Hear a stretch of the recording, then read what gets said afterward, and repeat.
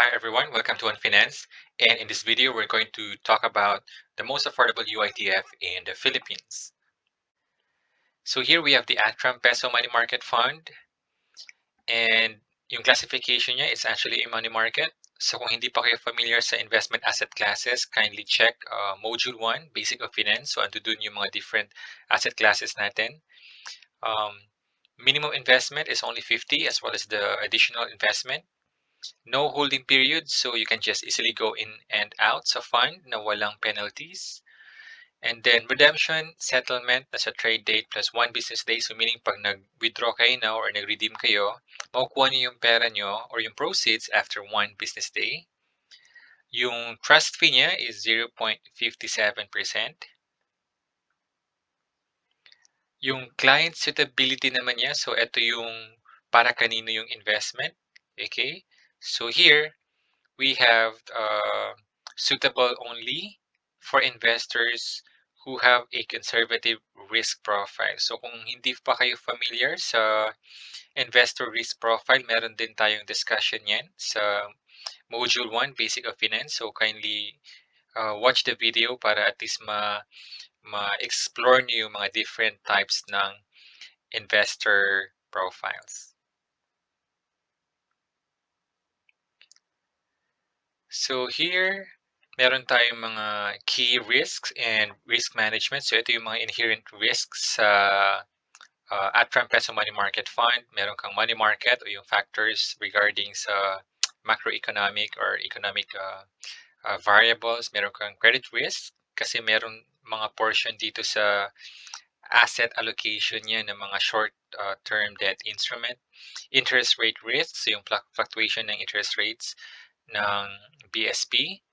Counterparty, yung sa mga custodian brokers natin if they fail to deliver their service. And reinvestment risk, yung regarding sa, pag pasok mo sa fund with different prices, so nagkakaroon siya ng reinvestment risk. So pwede na the next time kayo pumasok, hindi na yun yung price or yung NAV po na pwede nyo mabili. Okay, yun yung sa investment or reinvestment risks. And then here, meron tayong standard disclosure ng it's actually mandated by BSP o yung regulator ng UITFs or Unit Investment Trust Funds. So the UITF fund is not a deposit and it's not insured by the Philippine Deposit Insurance Corporation or PDIC. Returns cannot be guaranteed and historical NAVPU is for illustration of NAVPU movements only.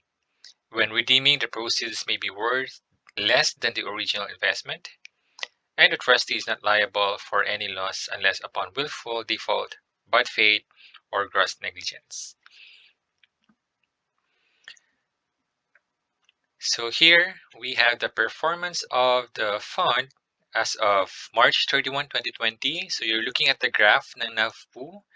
So yung fund natin is actually the blue line and the green is actually the 30-day Philippine Special Savings Rate. So yan yung benchmark natin for this investment. So makikita nyo ang blue at this time frame here from February 2019 to March, it's actually outperforming the benchmark. So makikita nyo dito yung distance from ng blue line sa green line with the blue line on top of the green line. So makikita nyo yung space. So yan yung indication na it's outperforming the benchmark, meaning yung returns niya is actually better than the 30-day Philippine Special Savings Rate. So makikita nyo dito sa table yung cumulative performance. So what if 1 month ka na nag-invest sa fund? So you would get 0.10.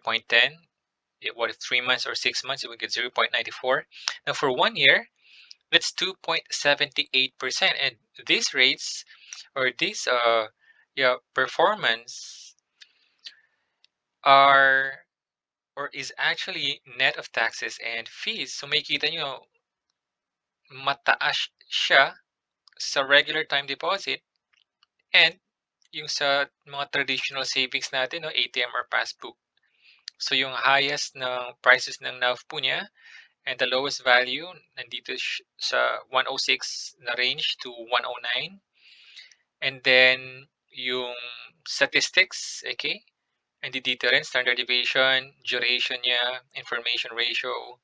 So, ito yung ideal na holding, let's say not exactly holding, but recommended time frame or horizon. So, 0.1, that would translate to around 2 months, okay? Mga 2 to 3 months. So, pwede ka nang mag-redeem para at least ma-optimize mo yung return ng fund. So, ito yung mga explanation about statistics. You can just go over with this narratives here.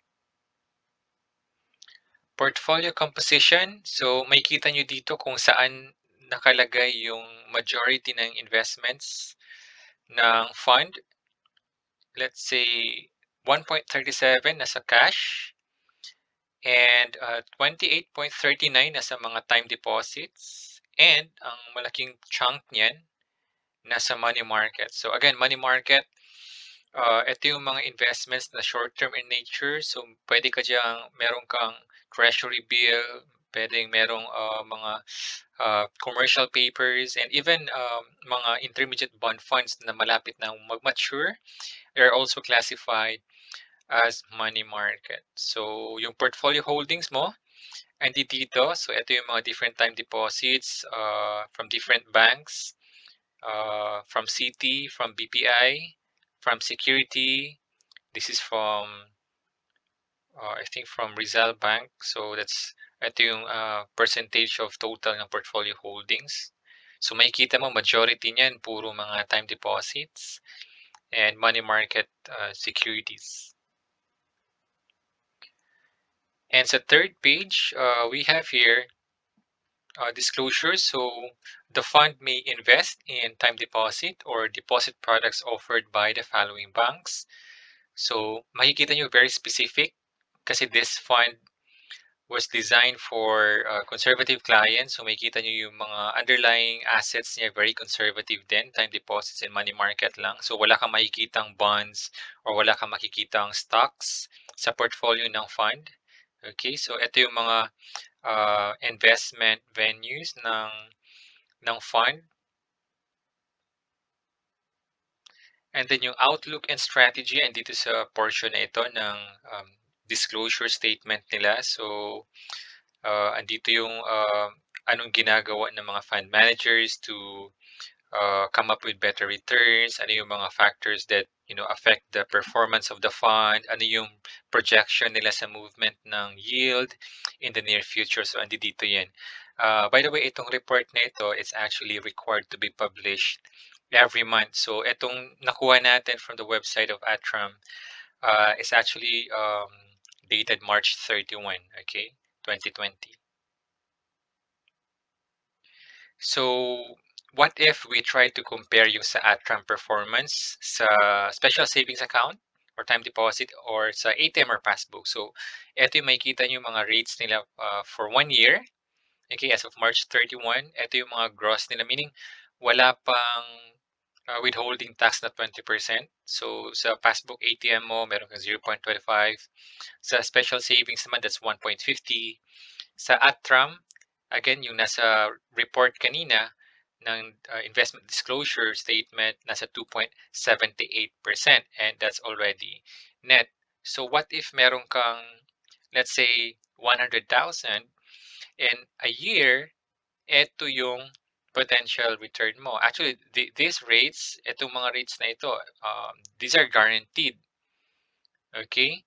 Pero sa ATRAM, Peso Money Market Fund, even though this return is variable, so makikita mo yung actual return mo, it could be lower or higher than this kung 1 year time frame, no?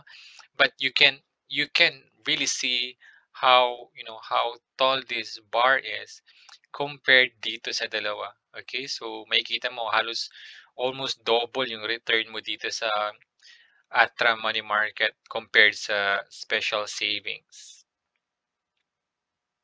So how to invest? You can actually go to the website of ATRAM. Okay, dadaan ka sa platform nila, or the most easy way is to go to GCash. Okay, so ito yung discussion natin for how to invest. So dito tayo ngayon sa GCash. Let's say step 1, of course, you have to download GCash and then install. And then kung wala kang GCash, make sure that you register. Okay, meron mga verification processes doon sa pag na-click mo itong register. But for now, let's say existing, let's go and check for login. And then pag naka-login ka na, ito yung parang main dashboard mo for the GCash.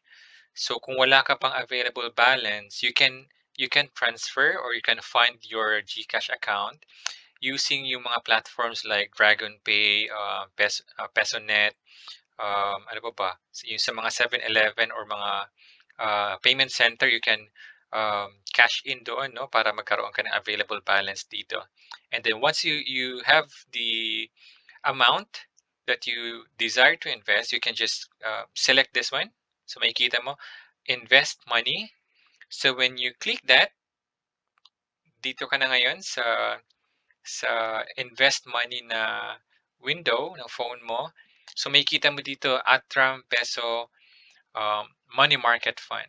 So i-click mo yung view details, and then here, kung first time ka pa na mag-i-invest, the app would actually prompt you to have your risk profile assessed or evaluated. So mafi-fill up ka lang doon na nasa electronic form, and then you will have your risk profile. So again, yung money market fund is only recommended sa mga conservative clients, but in this case, yung risk profile ko is actually aggressive. Okay, so right after that, you go to uh, view investment products, and meron kang options, dalawa. You can actually go for subscription kung mag-i-invest ka. Okay, and then kung magwi-withdraw ka naman, you go for the redeem. Okay, so meron siya ditong very quick na graph sa NAVPU performance. So for the past 12 weeks, so makikita nyo very stable uptrend siya. Again, ang what you're buying here sa Peso Money Market Fund is actually a bunch of time deposits ng different banks and treasury bills. So you won't expect actually 5-10% na return per year kasi very conservative yung holdings ng fund. But of course, this can perform better than your ATM or passbook or even your regular time deposits. So ito yung fund description and so on and so forth. Okay, so after that, yun na yung last step, and then naka-invest ka na. Okay, so thank you very much for watching. I hope that you learned something today in growing your money. See you again next time, and thanks for dropping by.